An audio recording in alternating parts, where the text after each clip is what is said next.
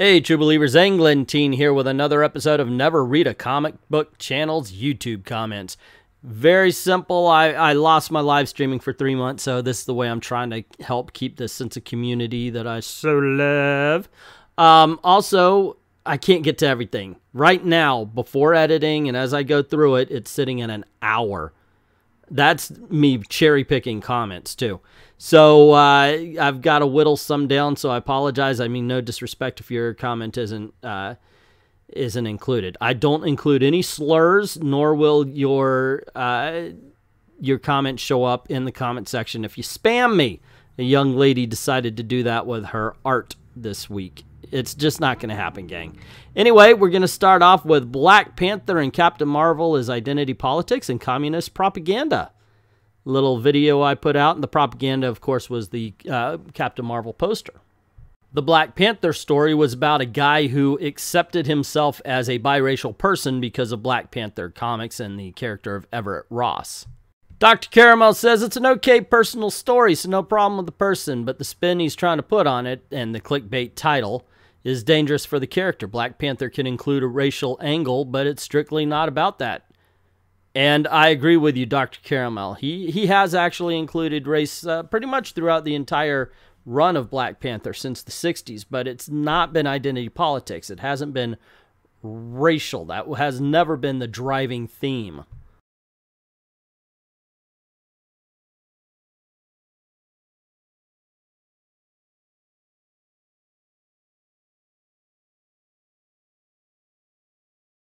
Rocket Surgeon talking about the Captain Marvel poster. They're trolling us with that Soviet-style poster. They're begging to have some online abuse they can point at when they start their usual spiel about alt-right crazy. This is funny and a very accurate statement on their marketing campaign. Scott Hunt says, if you think Kirby wasn't engaging in what we now call identity politics from the moment he created Black Panther, you need to go back and give these comics another read. No, sir, you're wrong. You're 100% wrong. Talking about race isn't identity politics. Being black isn't identity politics. Looking at some racists and going, they're racist, that's not identity politics. Identity politics is when you put the demographic above the person. That is identity politics, sir. In the Silver Age, they dealt with racism, and they would say racism is bad. Nowadays, they would say, you're a racist because of. And that's attacking the audience. That's one of the ways we're talking about. Another way that they mess up, let's say like the Doctor Who thing, or even Black Panther. It was touted as, oh my gosh, it's the first of all black things that have ever happened. No, you just tell us a story. We can actually see that he's a black man. And that's where they engaged in the identity politics. That's not what MLK said, says Liquid Soul, nor was it what he meant. At no point did MLK wish to erase a person's blackness or wish for their being black to be ignored. MLK would think that the phrase, I don't see color, to be insulting. Well, you don't actually know that. You may want to read or watch his other speeches to get a better understanding of his position. He was much more than his I have a dream speech. Everybody is more than just one moment in their entire lives. You're wrong. Well, you're right about that, but what you're wrong about is when somebody says they don't see color, they're not looking at a person and seeing clear. They're just not using that as an aspect of judgment. They're not looking at a person going, well, you're black, therefore. All right? So simmer down. If you want to use the color of a person's skin as a way to judge their character, that's on you. I'm having no part of it. Scott Hunt comes back to say, so since we're not supposed to be proud of the accident of birth, we can cancel all Irish heritage festivals. Dude, you're mixing race with culture. Okay, first of all, I cannot give you permission to do or take away permission to do something. So you be you. If you want to be proud of your race, by all means, Scott, go on ahead. As a matter of fact, why don't you march and start telling people about how proud you are to be white? Carry a tiki torch. Anyway, what you're talking about is culture, and that's shared by anybody of any race in a particular area or of things that have happened. Yeah, we've got what? Florida. We got Disney. We got citrus, and everybody who lives around here shares the same Florida culture, no matter what race they are. So, yeah, dude, sorry. I see it as two different things. Alrighty, next up we have Doctor Who showrunner sacrifices star to social justice. Basically, it's about the showrunner saying that social justice is imperative on Doctor Who, and also how the star seems to not be the star of the show anymore. Harold Bredstorff says, already last season was full of identity politics. The companion Bill pointed out every episode how she was black, female, lesbian, and liberal. But this season they stopped having stories about sci-fi and became about telling liberal history, not true history. Used their female doctor as female every episode. They exchanged the companion with friends because the word companion was problematic. Every male was problematic and every white male was evil. And the episode about India was about how Muslims are misunderstood. Oh, wow. Oh, yeah, the friend is clear diversity hire white old man to make fun of. The young black man proved that blacks can be capable, but not as capable as the women. And the Indian Muslim policewoman to show women can do everything and none of the people. Okay, none of the people can act. Wow, that's a... See, I don't watch Doctor Who, so I don't have much to say about this. So I'm basically reading off comments, but that sounds really, really bad. What's worse is Star Trek gave a template. It said, here, this is how you do politics in a sci-fi show. And to have somebody just... But it's a sign of the times. You put the message before the program. You put the message before the story. Happens in comic books. I guess it's happening in Doctor Who. I don't have much to say about this, but I thought it was kind of funny because Blindseye is saying there have been PC elements in Doctor Who, but it was a lot like Star Trek. Oh, wow, okay. They didn't make a big deal out of it usually in some of what... Okay, and then right under is Joe Rogers saying, I've been a Doctor Who fan since the 80s, and the show was never political until the last couple of years. So, wow, guys, get your story straight. Come back to us again some other time.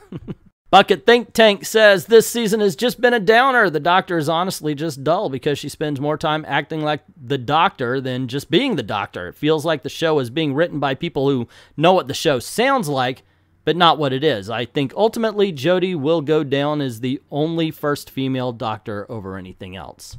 And I think that would be a bad lesson for them to learn. You know, write a good character is the lesson they should learn. Unfortunately, I think you're right. TV is weird about how they learn stupid lessons.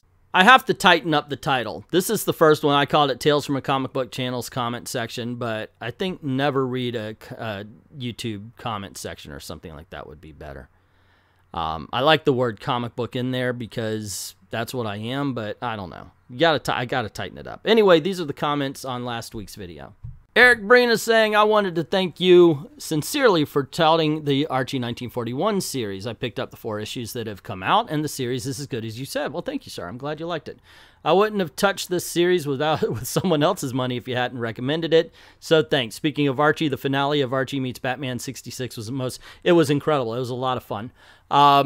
Yeah, I agree with you, Eric, and I'm very happy that you liked Archie 1941. It's an incredible series. I recommend to everybody. Dr. Venkman says, you suck. Yes, I do. And so does Shilip Defrado, who says, but you really do suck. Nah, I love you, man. Keep it up. And this is in response to what I always say. If you're going to tell me I suck, then you got to come up with a clever way to do it. Thank you, guys. Jacqueline Ogre says, aw, what's wrong with sucking? Whenever I do it, people are so extremely happy. By the way, you don't need any tie hookers. Since I'm around, save that money for the comics. There's nothing they can do that I can't do better. Well, you know, Jacqueline, I was thinking.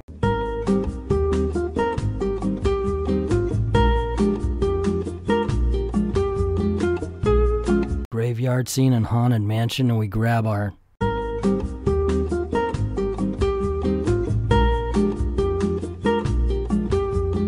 I'm talking tubs, not tubes, and I promise you we'll have a great weekend.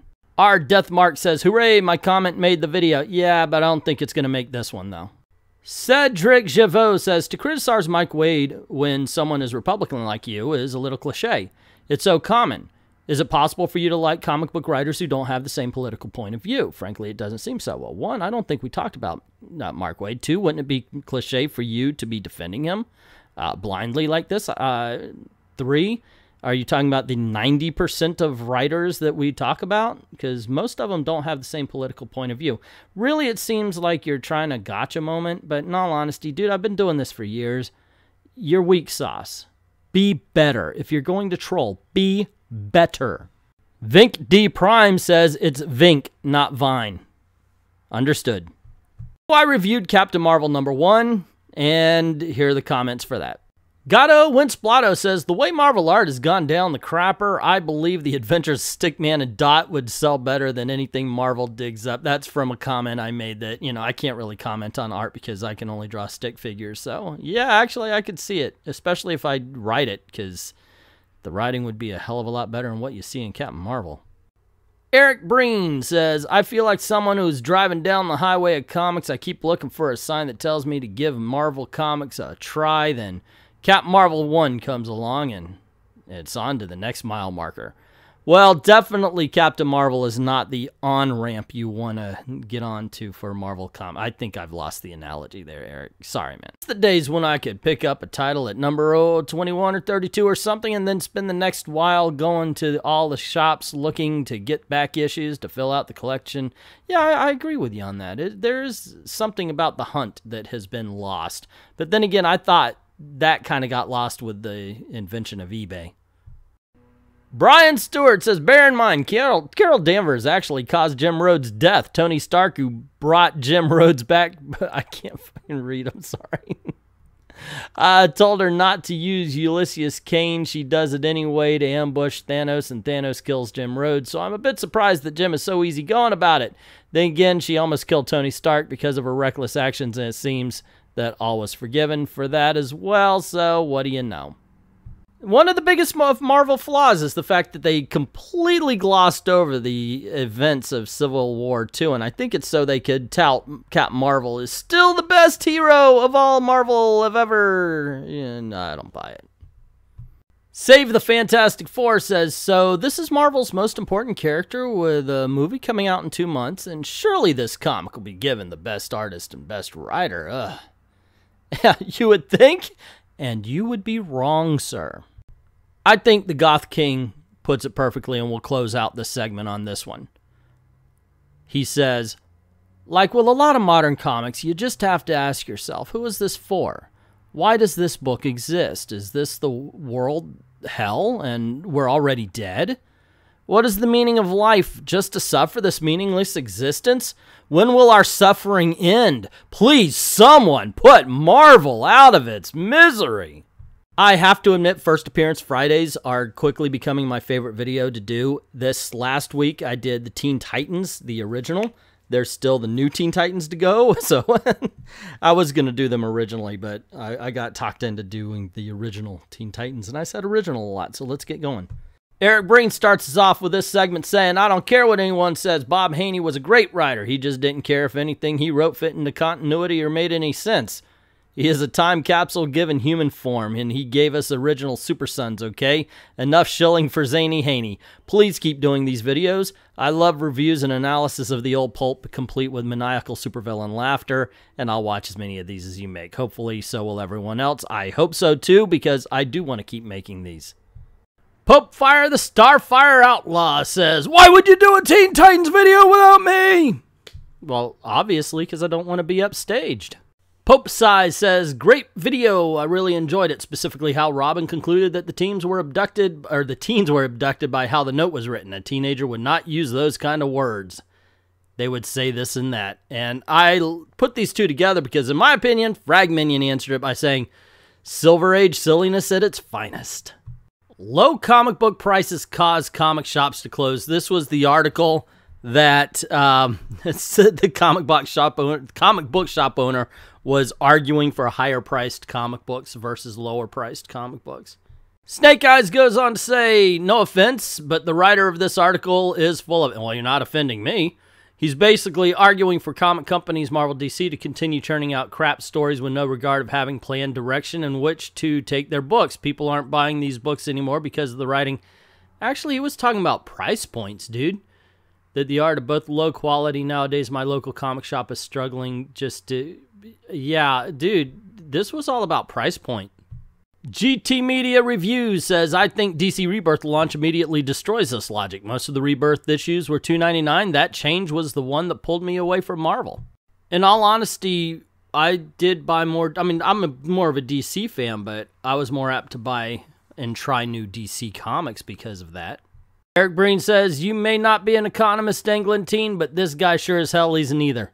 People aren't buying as much because wages haven't gone up enough to keep up with inflation.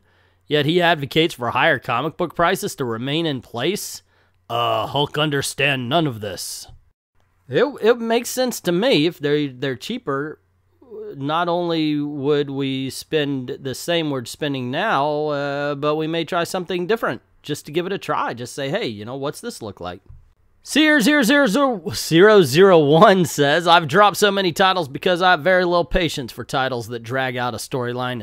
It seems a waste of money at $4 a pop. You can blame it on the bad writing, but I'd be willing to stick around longer at a cheaper price. I've been dropping titles even faster than before, as it seems nothing more than a scam. The faster you catch on that the product isn't worth the price, the better. Comic book reviewers on YouTube save customers dollars in the long run. You can blame the reviewers for pointing out a bad product, or you could blame the bad part. Man, I had it right up to the end. Sorry, Seer, but I get your point. And by the way, thank you for the call out as a YouTube reviewer. Baron Von Pimp says he might not be wrong. Comics market may have bottomed out. Comic shops now sell the same customers all the time, customers that spending habits are fixed, who will buy XX worth of comics if they get 10, 15, 20 comics for their money. That won't change the fact that they will spend XX. Would cheaper comics get new readers in the door? Probably not. Well, at this point, everything is probably. I mean, we are speculating. I would speculate that the customers that are already here would venture to try different things, maybe even expand more. Maybe you're right. Maybe it would end up just being the same amount of money, just buying more comics. Maybe it would. I mean, I remember starting off low, and then I realized I was collecting the entire line of Marvel and DC at one point in the 80s and 90s. Mark C. says he's not considering the factors that could actually make the cost of printing cheaper. Go back to newsprint, sell ads inside the book again. Plus, if the big two were to drop the number of titles to about 20 to 25, you would have a better chance at line sell-through and could lower the cost of printing because more copies per issue, not a guarantee, but very possible. If you lower the price to $2.99, an issue a reader could get the entire line for around $75. You could drop the cost further if Diamond had a competition for distribution. This could mean shops getting the comics at the same discount or maybe even better. I have heard tons of comic book shops complain about Diamond. Diamond seems to be like the biggest villain of the comic book industry these days. Like they helped out when they could, but now it's kind of gone full circle, it seems like. Well, something like that, or 180. The history of Jack Kirby is the history of comics. I love that. That, my brother said, by the way. And I was like, wow, that's a perfect title. So this is my brother's Jack Kirby videos. I kept hearing for a year now, I can't find chapter 1, I can't find chapter 3, you know, that kind of thing. So I was like, oh, freaking hell, I'll put them all together and boom. And that's what we did. So anyway, let's get to the comments. Talking Pulp says, Jack is back. I kind of wish. I did... I've offered him some videos. I even said, hey, man, why don't you do a Stan Lee version? And came up with beginning as editor at Marvel, then the Silver Age, obviously the Marvel Age, then his time as editor-in-chief, and then as a celebrity. You know, those could be the 4 stages, but it's up to him if he does it or not. Half Mad Jesus is pointing out a little mistake made. Quality didn't publish Blue Beetle after Fox. You're thinking of Charlton. Yes, sir. And Eric Breen is saying, thank you for putting this out again. I enjoyed it every bit as much the second time around, and it was good to hear Chef Jack again. Yeah, I wouldn't mind if he started doing the history of comics videos again. I love doing them, but they're kind of, I don't know, kind of up his alley. Comic book readers love Marvel Comics and hate Captain Marvel. This was our weekly top 10 comic books sold to readers video. Eric Breen says, Captain Marvel #1 fails to crack the top 10. It will be months before Captain Marvel #1 has another chance. I am wondering if they're going to relaunch another Captain Marvel title next month. Ash on Comics. While you're surprised that Captain Marvel #1 didn't make the top 10, I was more amazed that a brand new Spider-Man book didn't crack the top 10. New Spider-Man books used to be an event. Used to be, but if you have 50,000 spider people, it really is an event anymore. Cropsy13 is asking, so we'll get another Carol Danvers reboot around summertime then? I think we should start taking bets. What's the over-under? Drew HLMW says, Green Lantern just doesn't feel like it's in the DC universe anymore. All our supporting characters are gone. It's ignoring the continuity from Rebirth, so why even bother with it? Plus, it doesn't help that I never understood anything in the first issue, and the issue 2 didn't help improve anything, so I gave up after that. It is somewhat of a divisive book. I'm still on the fence about it. Sometimes it's good, sometimes it's bad. I don't know. All right, next up is Marvel vs. DC. This is the big review video where I review about 20 books, 10 from each one. No, I did 24 this time around. Yeah, so anyway, let's go. Kevin Vu caught a mistake. I even listened back and I didn't catch this. Odin isn't the High Father. He's the All Father, but I don't hate you for confusing it. Yeah, go figure. My avatar's Mr. Miracle, man.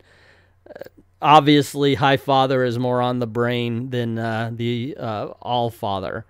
Go figure. Anyway, good catch, Kevin. Jose Bracero says, Wakanda became S.H.I.E.L.D. and then became Justice League Unlimited. Well, this happens rather quickly. Marvel Publishing doesn't know when to stop, riding off the coattails of someone else's success. Now everything's Black Panther, Green Lantern rings are now found in Cracker Jack boxes in this universe Bendis created. The Wonder Comics, he's making a full paycheck, not freelancers' flat rates. So, thing he makes is 80% cover price.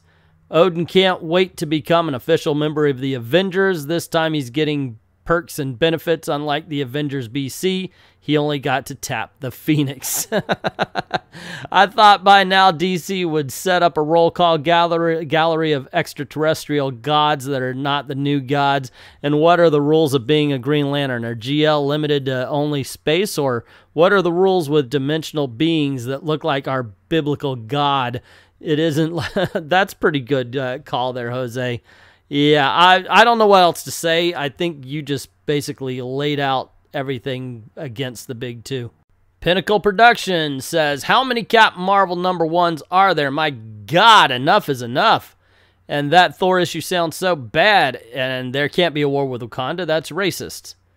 I need to find a good artist because I write. Well, if anybody's a good artist, check out Pinnacle Productions. See if their writing is on par with your art. That local Latino is saying, oh, cool, another right-wing whack job who can't put politics aside even to review funny books. WTF. Where? Let's get 'em. Grr. Oh, and just to help you out there, brother, it's that, by the way. Dat isn't a word. Alrighty, and here are the comments for 10 reasons comic books were better in the 80s. Yeah, I liked making this video, and I'm looking forward to making another. DJ Knives says, I've forgotten how much Ronin was like Samurai Jack. Now, I think that the creator of Samurai Jack cited this as one of his influences.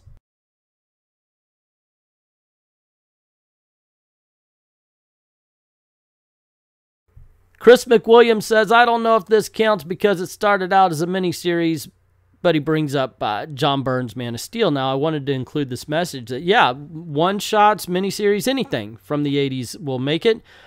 I don't include a lot of lists in here because, well, frankly, I'm planning on making more videos.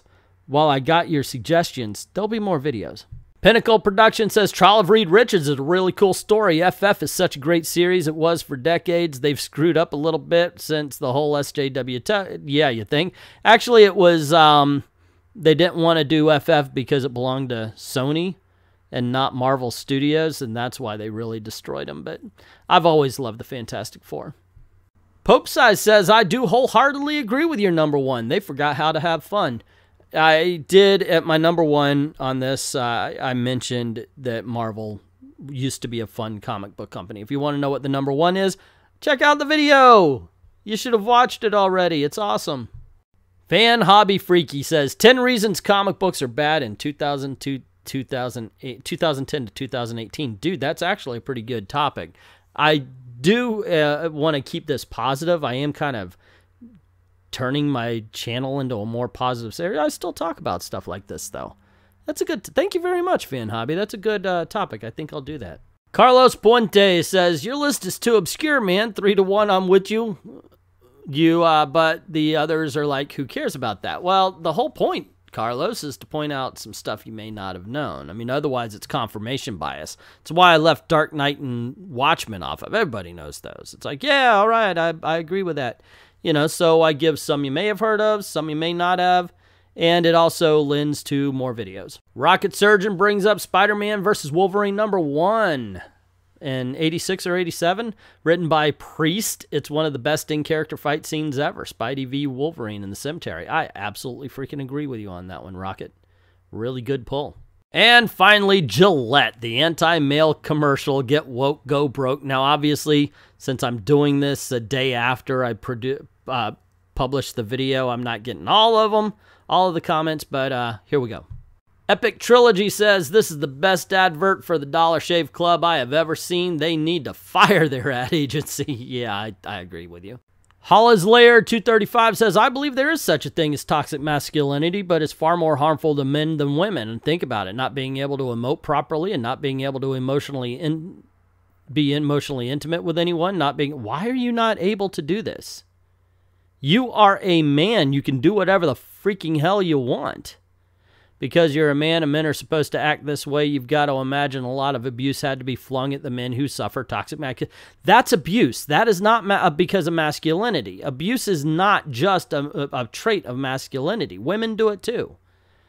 Let's see, it turns them into severely messed up people. Abuse turns people or messes people up. Once again, same goes for toxic femininity. Femininity, masculinity aren't toxic. The behaviors that you're describing are toxic. But you know what? We disagree on this. But thank you for your comment. DW Washburn saying Englentine gets it all right and without him being alt-right when he did it. Well, thank you, sir. I tried to be fair. This is a bit of a story from, oh my gosh, DDD? Okay, so bear with me. Thank you for making this video. It's so rare someone, especially in today's society, to make this sort of response. I agree with this video wholeheartedly because this message about toxic masculinity is truly disgusting. I've been bullied throughout my life, boys and girls, and none of the teachers, mostly women by the way, didn't do a damn thing about it. My father was and still is the person I look up to and ask for advice. He directs me in life. He's the one that gives me proper guidance, and never once did he do anything that's presented in this commercial. When I was bullied, he took it to the parents. Yeah, I did that for my daughters as well. Took it to the principal, even going as far as to speak to the entire class. I confronted a parent when a kid got off a school bus. Anyway, and now today we have studies that say masculinity is bad for people's psychology and we need to lower the toxicity. And they do this by discouraging boys to challenge themselves in school. In life, where the opposite side of the spectrum, everyone is praising women and feminism because a girl can be anything, but a boy can't be a man. You are directly on point with the behavior bit. We are, one way or another, products of our environment, both men and women. What we watch, who we hang around with, that rubs off on us, and we reflect that behavior if nothing is done about it. Both my parents didn't grow up in a good place, but my father was able to push past that and use it to make himself stronger mentally, physically, and emotionally. He was the one that helped my mother with her problems. He was the one that got her to settle down. My point is, my father is the prime example of what a man is. A man is strong, a man is able to provide, and he is energized to do whatever it takes to get the job done. A drive that people say is toxic. To further the point on sexual harassment thing, they don't even include the times that men are falsely accused of it by women. I know because I have a friend who has a wife who has children who was completely trusted by the community and was never placed in a position where it could ever happen. And yet now he's awaiting trial, even though there's no evidence. Wow, that's harsh. But yeah, once again, I said so in an earlier comment. I'll say it again. Thank you very much for your story, DDD. It is the behavior. It's not whether you're feminine. It's not whether you're masculine. It's whether you are good or you are bad. Bullying is bad. Sexual harassment is bad. No matter who does it, man or woman. And for some reason, they're only pinning it on the masculine. All right, by the way, this was some fan art sent to me. This was really cool, man. I appreciate this. This is a very good picture. Anywho, the next are just a few random comments that were made about older videos. Some of them, one of them particularly, that was one of my very first videos ever made. Tomo Gamer comments on my Superior Spider-Man #1 review, saying, "I'd like to point out how dumb people are in the Marvel Universe for the most part, because no one has brought up the fact that Otto looks identical to Peter Parker, and talking about how Otto and Peter Parker's genes were put together to create him." You're absolutely right. That's a pretty good point. I missed that, by the way. But yeah, good call. And man 210 says Ryan Johnson is a prick and he's happy he's getting fired. That's on my Ryan Johnson may get fired video. So there you go. Okay. On my racist at UC Berkeley block white people and Asians from crossing a bridge, Michael Berry, I can't read that, I'm sorry, says, "This is not about you, it's a flat out lie." Yeah, it's about my skin color. If I had different color skin, you would allow me to pass, but because, yeah, you're right. These guys were ridiculous, and I encourage anybody to see this. It's my second most popular video on the channel now, and yeah, it's ridiculous. Cedric's back, guys, and he's saying that I team with Yellow Flash to go over reviews. Dude, you just crossed from ignorant to stupid. You gotta watch a guy's videos first, and then you comment and you insult based on that. You went from ignorant to fucking moron. Be better! Anyway, you're not the dumbest. I mean, this is a pretty dumb comment right here, Cedric, but you are not the most ignorant of all. This is. This fat pig is not actresses. By the way, Lando wasn't only white.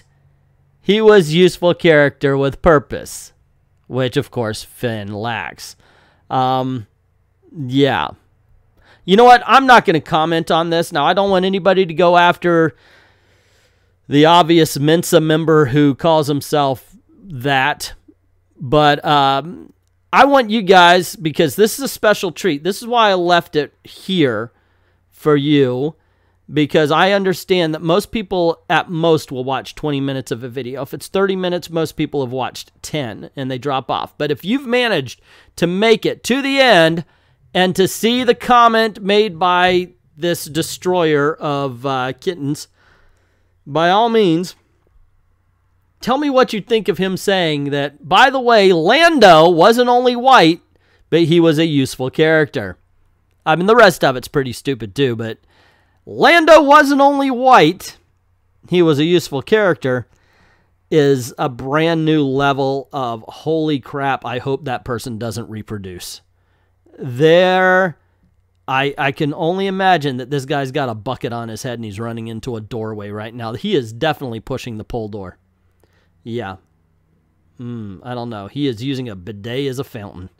This is not someone you want on any kind of think tank. Anyway, I want you guys to let me know in the comments below what you think of it. Don't chase after. Don't go bother him or anything like that. Strictly right here. I'll read them off in next week's show. Anyway, there you go, gang. Thank you very much for joining. I'm going to have to trim down to even less comments next week because it's still over 30 minutes long. But anyway, let me know what you think of the videos, if you like me doing this, if you want me to continue the whole 9 yards. Also, don't forget to share videos, get word out about the channel, and if you haven't done it already, subscribe and hit that notification bell so you don't miss anything. Cool things happen around these parts. And this is the way we're trying to make a living, and YouTube really took the legs out from under me because of the live stream. So if you don't mind helping out the channel, go on over to Patreon and drop $1 in the till there, or there's a tip jar at Ko-Fi, so if you don't mind, go on over, drop $1 there. I certainly appreciate it.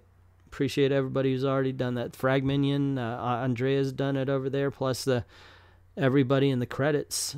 Thank you very, very much, and to everyone, thank you very, very much for watching.